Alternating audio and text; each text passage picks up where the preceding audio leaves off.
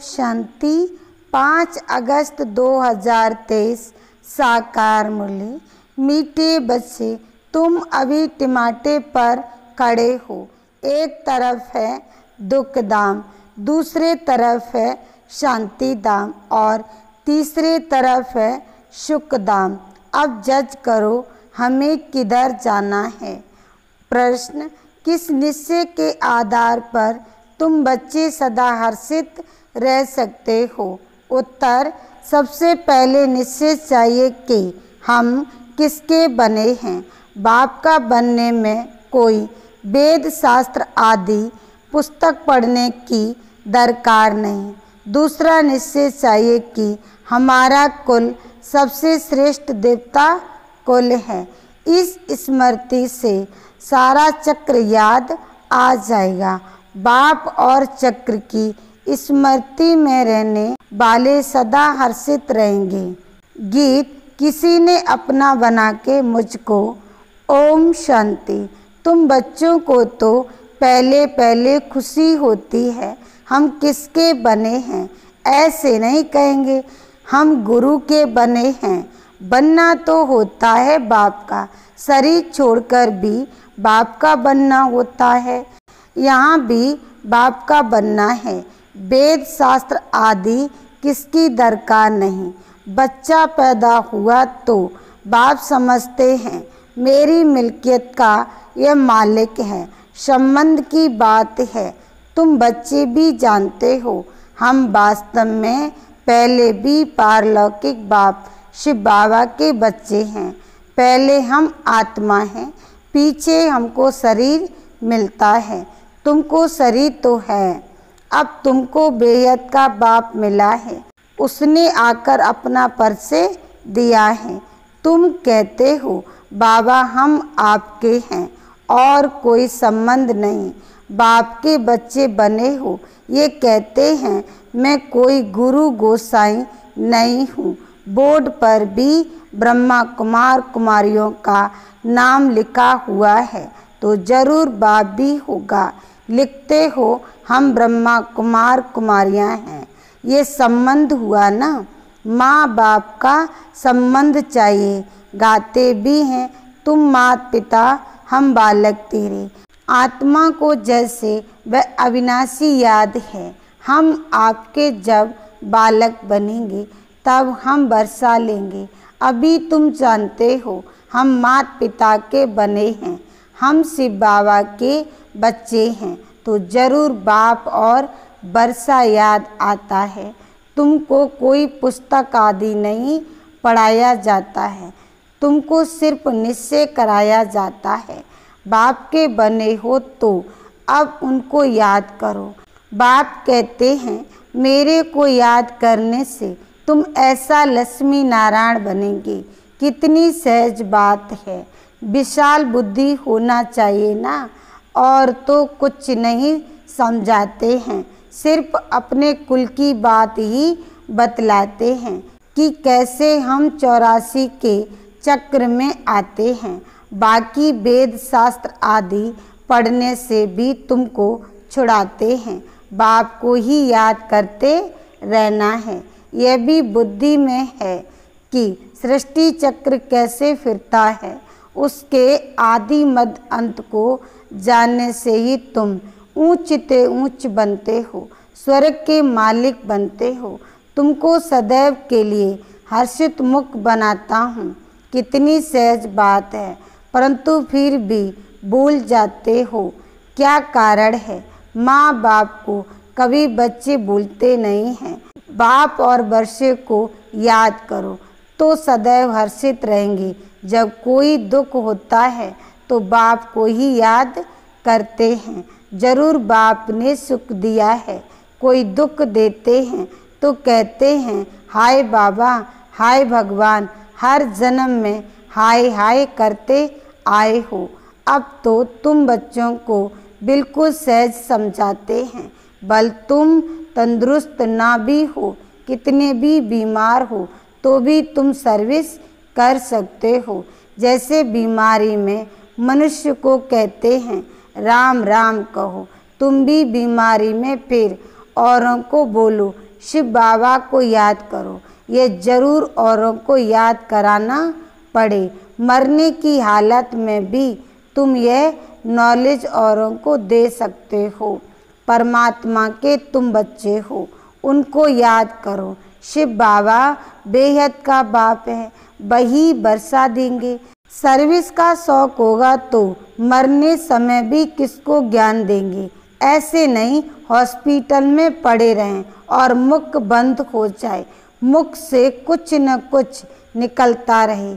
कितनी अच्छी अवस्था होनी चाहिए। बीमारी में भी बहुत सर्विस कर सकते हैं। मित्र संबंधी आएंगे, उनको भी कहेंगे परमात्मा को याद करो, वही सबका रखवाला है। इसलिए शिव बाबा को याद करो, वह एक है। वर्षा भी सबको एक से मिलता है। लौकिक संबंध में वर्षा मेल को मिलता है। कन्या है ही 100 ब्राह्मणों से उत्तम। पवित्र को दान दिया जाता है। तुम कन्या सबसे पवित्र हो, इसलिए कहते हैं हम कन्या को दान देते हैं। वे बड़ा दान समझते हैं। वास्तव में वह कोई दान होता नहीं। दान तो अभी तुम करते हो। कहते हो हम अपनी कन्या शिव बाबा को देते हैं स्वर्ग की महारानी बनाने के लिए। परंतु कन्या भी ऐसी अच्छी पढ़ी लिखी हो, अपने दैवी कुल की हो, जो समझाने से झट समझ जाए। सर्विसिये बोल चाहिए। छोटे बच्चों को तो नहीं संभालना है, कोई को भी समझाना बड़ा सहज है कि शिव बाबा तुम्हारा बेहद का बाप है। चित्र सामने है, देखो यह ऐसा सत्य का वर्षा पा रहे हैं। इन लक्ष्मी नारायण को वर्षा कहाँ से मिला, कितनी सहज बात है। इसलिए बाबा बड़े चित्र भी बनवा रहे हैं। अभी ये नाटक पूरा होता है। हमने 84 जन्मों का पाठ बजाया, अब वापस बाबा पास जाते हैं, फिर नई दुनिया में आएंगे। हमारा बाबा नई दुनिया का रचयिता है, उसका हमको मालिक बनाते हैं। आपको भी तरीका बतलाते हैं कि बेहद बाप से सदा सुख का वर्षा तुमको कैसे मिलेगा। एक तो समझाओ, मैं आत्मा हूँ, मैं आत्मा खाती हूँ, मैं आत्मा चलती हूँ। ये बड़ी अच्छी प्रैक्टिस चाहिए। देह अभिमान टूट जाए। देही अभिमानी को लौकिक संबंध याद आएंगे। देही अभिमानी को पारलौकिक बाप ही याद पड़ेगा। उठते बैठते चलते ये बुद्धि में रखना है, मैं आत्मा हूँ। बाप की मत पर चलना है। शिव बाबा मत दे रहे हैं, अपने को आत्मा समझो। मेहनत करनी है। स्वर्ग के भांति तो बनेंगे, परंतु थोड़े में खुश नहीं हो जाओ। भल स्वर्ग में तो जाएंगे, परंतु पक्के मातेले बनो। मातेला उनको कहा जाता है जो बाप दादा को ही याद करते हैं। दूसरा कोई याद पड़ा तो वह सौतेले हो जाते हैं।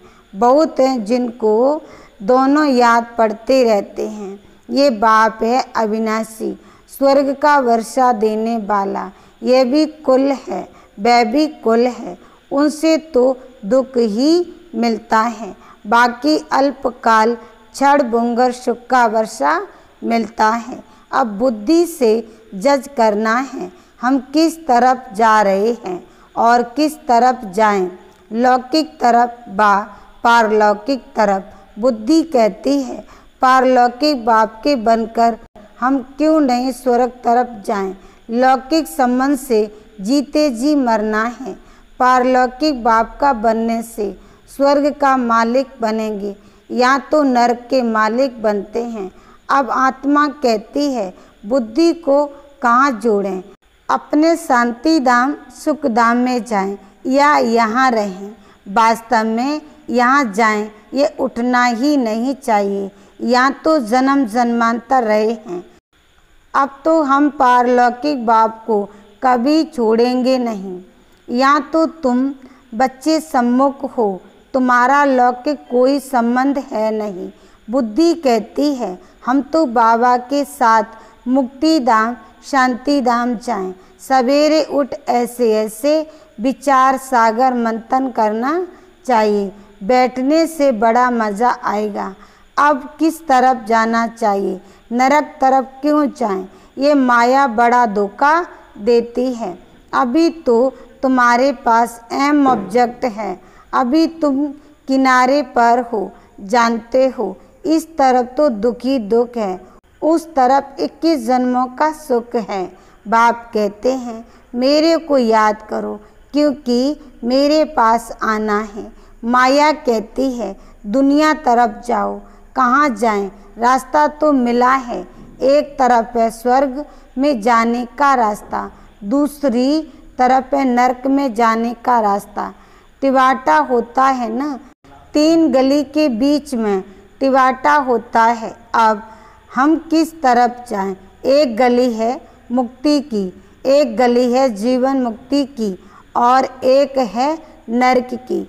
जैसे 3 नदियों का संगम है, 3 वाटिकाएं हैं, एक वाटिका में हम हैं। टिवाटे का मिसाल अच्छा है। अब कहाँ जाएं? नरक का तो विनाश होना है, यहाँ दुख बहुत है। अभी हम टिवाटे पर खड़े हैं, पीछे तो नहीं हटेंगे। दुख की गली से निकल बाबा ने टिवाटे पर खड़ा किया है। दुख धाम की गली से तो तुम जन्म जन्मांतर पास करके आए हो। अब बुद्धि कहती है मुक्ति जीवन मुक्ति तरफ जाएं। मुक्ति धाम में तो सदैव के लिए बैठना नहीं है। ऐसे नहीं हम पाठ से छूट जाएं, आए ही नहीं। पाठ से छूटना नहीं हो सकता, ड्रामा अनुसार आएंगे जरूर, तो फिर मच्छरों सदृश मरेंगे। इतना दुख देखना है तो फिर इतना सुख भी देखना चाहिए। ड्रामा में बाबा ने वजन ठीक रखा है। जिनका पाठ ही थोड़ा है वे आए 1-2 जन्म लिए, यह गए। अब तुम टिवाटे पर खड़े हो, वह शांति धाम वह सुख धाम। अगर शांति धाम जाना चाहते हो तो शांति धाम को याद करते रहो। मुक्ति को तो याद करना पड़े ना। पिछाड़ी वालों को मुक्ति धाम में जास्ती रहने का कारण मुक्ति धाम ही जास्ती याद पड़ेगा। तुमको जीवन मुक्ति धाम याद पड़ता है। स्वर्ग में हम जल्दी जाएं, वे चाहते हैं हम मुक्ति में रहें। अच्छा बाप को याद करते रहो, इसमें ही कल्याण है।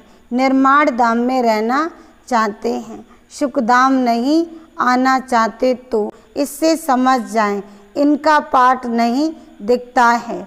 तुम तो सुखधाम जाने वाले टिवाटे पर खड़े हो, पुरुषार्थ करते हो।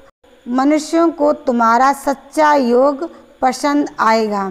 अच्छा बाप को याद करते रहो, चक्र को भी याद करने की दरकार नहीं। ये ज्ञान सब धर्म वालों के लिए है। समझते हैं ड्रामा अनुसार जिन्होंने जितना लिया है वही आकर अपना पद ले लेंगे। मुक्ति धाम जाना चाहते हैं तो बाप को याद करो। अगर चाहो हम सदैव सुखी में रहें तो वहाँ सत्य में शांति भी है, सुख भी है।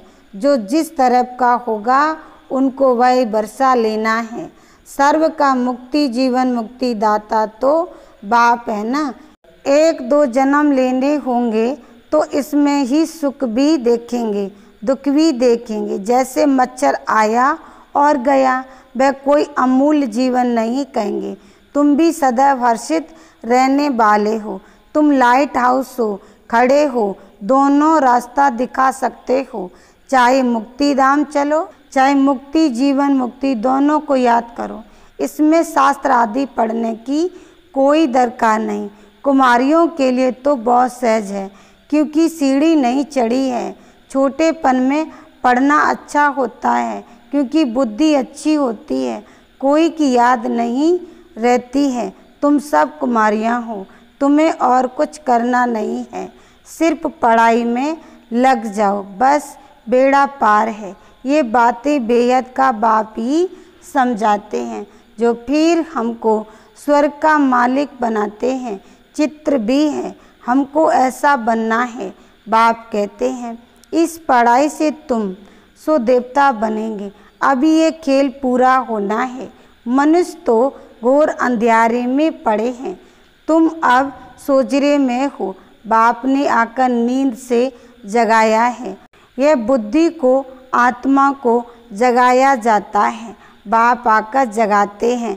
जागो, सुखधाम के लिए पुरुषार्थ करो। जो तुम्हारे कुल के होंगे वे आते रहेंगे, वृद्धि को पाते जाएंगे। तुम्हारी प्रजा कितनी बनती है तुम हिसाब लगा सकते हो? नहीं। कोई कितना सुनते हैं, कोई थोड़ा सुनकर चले जाते हैं। हिसाब थोड़ी निकाल सकते हैं। बड़ी माला, छोटी माला, साहूकार प्रजा कैसे बनती है, कौन बनते हैं, वह सब बुद्धि में है। मुख्य सूर्यवंशी महाराजा महारानी कौन बनेंगे, फिर चंद्रवंशी कौन बनेंगे, कितनी प्रजा बनना है, सब बातें तुमको यहाँ बतलाई जाती हैं। सारे जाड़ अथवा सभी धर्मों के चक्र के बीच से कैसे टाल टालियाँ, पत्ते आदि निकलते हैं। अभी भी पत्ते निकलते रहते हैं। वहाँ निराकारी दुनिया एकदम खाली हो जाएगी। फिर विनाश तो होना चाहिए। बड़ी लड़ाई में करोड़ों मरे होंगे, अनगिनत। यहाँ तो कितने खलास होंगे, बाकी थोड़े सत्युग में आकर राज्य करेंगे। अभी तो कितने मनुष्य हैं, अन्न ही इतना नहीं। तुम बच्चे जानते हो, बाबा आते ही हैं संगम पर। बाप समझाते हैं बच्चे, शरीर निर्वाह अर्थ कर्म तो करना ही है। हर बात में राय पूछते जाओ। हर एक का हिसाब किताब अपना अपना है। श्रीमत अविनाशी सर्जन से लेते जाओ। सबको अपनी अपनी दवाई बताएंगे। समझाया जाता है ये दुनिया खलास हुई पड़ी है। अब बाप को याद करो तो बेड़ा पार हो जाएगा। बाप आए ही हैं नर्क का विनाश कर स्वर्ग की स्थापना करने। हम आपको भी राय देते हैं। श्री श्री से मिली हुई श्रीमत हम आपको भी देते हैं। बाप कहते हैं मुझे याद करो तो तुम स्वर्ग के मालिक बनेंगे। अच्छा, मीठे मीठे सिकिलदे बच्चों प्रति माता पिता बाप दादा का याद प्यार और गुड मॉर्निंग। रूहानी बाप की रूहानी बच्चों को नमस्ते। धारणा के लिए मुख्य सार। पहला पॉइंट, सर्विस का शौक रखना है। बीमारी में भी बाप की याद में रहना है और दूसरों को भी याद दिलाना है। मुख से ज्ञान दान करते रहना है। दूसरा पॉइंट, पक्का मातेला बनना है, अर्थात एक बाप की ही याद में रहना है। सवेरे सवेरे उठ विचार सागर मंथन करना है, दूसरा कोई भी याद ना आए। वरदान, अपनी शुभ और शक्तिशाली भावनाओं द्वारा विश्व परिवर्तन करने वाले विश्व कल्याणकारी भव। सार में कहा, आप बच्चों के मन में सदा यही शुभ भावना है कि सर्व का कल्याण हो, हर आत्मा अनेक जन्म सुखी हो जाए, प्राप्तियों से संपन्न हो जाए। आपकी इस शुभ और शक्तिशाली भावना का फल विश्व की आत्माओं को परिवर्तन कर रहा है। आगे चल प्रकृति सहित परिवर्तन हो ही जाएगा, क्योंकि आप संगम युगी श्रेष्ठ आत्माओं को ड्रामा अनुसार प्रत्यक्ष फल प्राप्त होने का वरदान है। इसलिए जो भी आत्माएं आपके संबंध संपर्क में आती हैं, वे उसी समय शांति व स्नेह के फल की अनुभूति करते हैं। स्लोगन, त्रिकालदर्शी स्थिति में स्थित रहकर निर्णय करो तो हर कर्म में सफलता प्राप्त होगी। ओम शांति।